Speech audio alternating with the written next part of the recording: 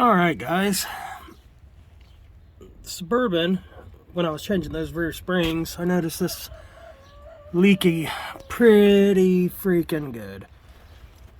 And honestly, I seriously doubt there's any fluid left. And it's a Suburban, so hopefully the rear end's not toast. Well, we're going to crack open it and see. I think it just needs a gasket. I think it's just leaking up here at the top. Don't even need a jack for this. Hopefully there's enough room to squeeze the cover out from this bar. I think there should be. Alright guys, well, I'm going to take these 13 millimeters. I think this is a 10 bolt. 1, 2, 3, 4, 5, 6, 7, 8. Yeah, it's a 10 bolt Chevrolet. They're known to grenade. So, yeah, let's get into it and see how bad the damage is. If it's salvageable. If not, I guess that's another video. Alright. So, you guys are going to see it the first time I'm going to see it. These things are known to grenade. There's 10 bolts. Well, mine only had 9. You know, junk. Hey, there's actually fluid in it. That's a good sign. Well, it's blacker than my soul, but whew, that is a great sign. That is a relief you have no idea. Now, these take a special gasket. I don't have one. I'm not going to buy one. What I'm going to do is, that was not enough oil. You can see. I mean, this thing is supposed to take a couple of quarts at least. And there ain't shit. So, hopefully I didn't trash the rear end. Hopefully it'll last a while longer while I get another rear end. And we'll make a video on swapping the rear end out on this. I mean, it shouldn't be that bad. I mean, it's not going to be fun, but it won't be bad. So, I just took those bolts loose, took the screwdriver, stuck it in at the bottom, and just pried it open a little bit. That gets most of it out. Leave 3 bolts in it. And let it get the majority of the oil out of it. Then we'll take the rest of those bolts out and slide the cover down. So I'll take another video there. I need to get a tripod. Alright. So, in all actuality, she's got some chewed up bits right in there. But I don't see any. Oh yeah, she done. Oh yeah.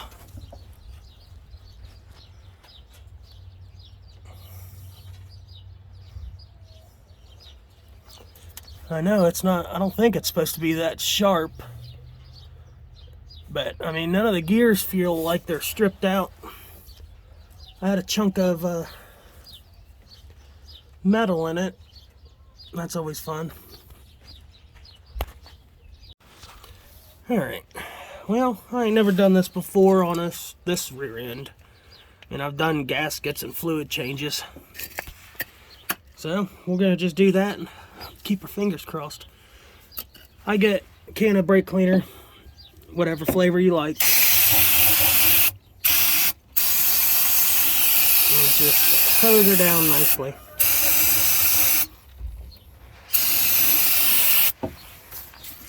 Sorry about the angles.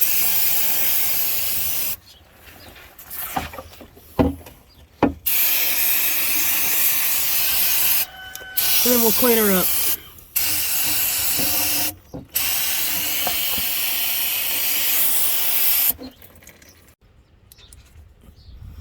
Alright. And you see in there ain't no chipped ass gears, nothing. But that's real sharp right there, like something was banging around. So, I don't know. We're gonna just let it run. Now, those are the chunks of metal I took out. That's not supposed to be there. But I guess it's supposed to have fluid in it too. Alright guys, let's see if you can see it. You see the teeth missing?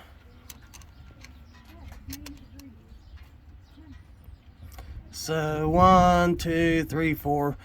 That's the bad part. Ring and pinion is perfect. So the question is, do I try to order a new set of spider gears?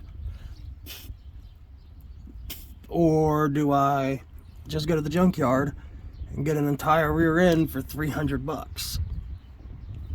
And slip, bang, and boom, and I could pull the cover. That's a good picture of it before it goes out. Anyways, so what we're gonna do, since I need this vehicle, we're just gonna put the cover back on and fill her full of oil and run it. You want to make sure you clean both sides of the pan and use a good amount of silicone. I'll show you what the perfect amount of silicone is. Alright, so what you do is you just glob it on, smear it around with your finger. That's what I do. I mean, you can go buy a gasket, but the gaskets leak. This will be there forever. Whatever silicone works, black, blue, red, I don't know. This rear end doesn't have much life left in her because of the teeth. We're just going to get it by. So you're going to stick this up there, start a couple of bolts, and then tighten it evenly. I go zigzag, so I'll go that one, then that one, then that one, then that one. You get the gist. Alright, so once you get about 2 bolts started, they should be pretty well lined up. Don't tighten them all. I just tighten them, run them in by hand until I get them all in there. Mom, we're inside, Dad. Okay, buddy, I'm on my phone. We're telling someone. No. Making a video. Yes, sir. Sorry about that. That's Sammy. But you can see the difference. A little bit of scrubbing and scraping and brake cleaner. Once I found that metal though, I didn't care too much. It was just gonna be what it is.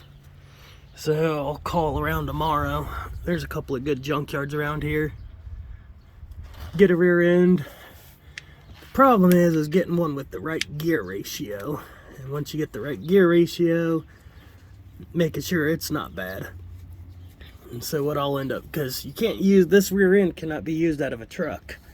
Same rear end, but all the bracketry is different. You can see I don't have leaf springs, I have coils. So that is where it has to be a Suburban. And they know I'll spend about 300 bucks on a rear end. I haven't rebuilt a rear end since high school. But if you guys are into that and want to see how to redo that, but I don't want to deal with the pinion gear because on these they're a pair. You got to torque that nut down to some ungodly amount of torque. You got to have a special tool. It's more than what the average person can do. So I don't want to make a video like that. Sorry, I'm just talking out loud. See if I can get this last one. See if I can get to. Gotta use my finger eyeballs. There it is.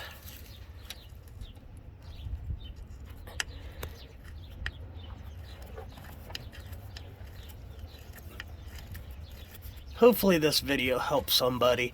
This ain't the right way to do it. You should buy a gasket. But honestly, it ain't worth it.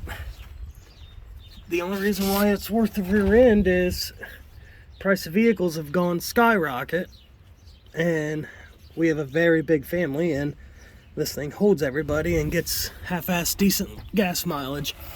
Alright, well, I'm gonna get this last bolt in, then I'm gonna tighten all these up by hand, and get them nice and snug, and then I'll go through with a ratchet and I'll show you guys that.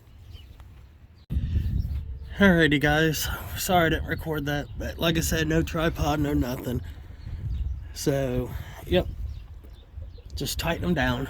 I only use a 1/4 inch ratchet. You'll feel it. I mean, you'll feel it get tight and then go about a 1/4 more turn.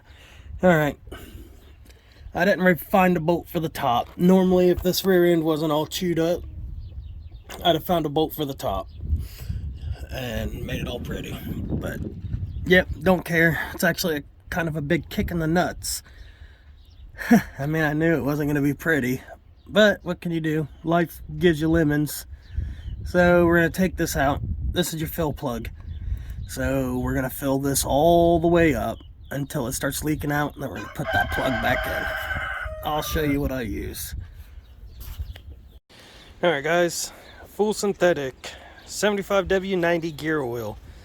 This bag is easy to use. I mean, it's squishy, so that way I can get it in that nice spot and get everything out of it, unlike that one where I fiddle fart around. So if you can, pay the extra money and get the squishy bottle or a pump. It'll save you a lot of trouble. Alright, so I'm going to go pull the fill plug out and dump this in there, and we'll see until she's full, and then I'll let you guys see what it looks like when it's full. Okay, you see this? How it's just trickling out? That's how you know it's full.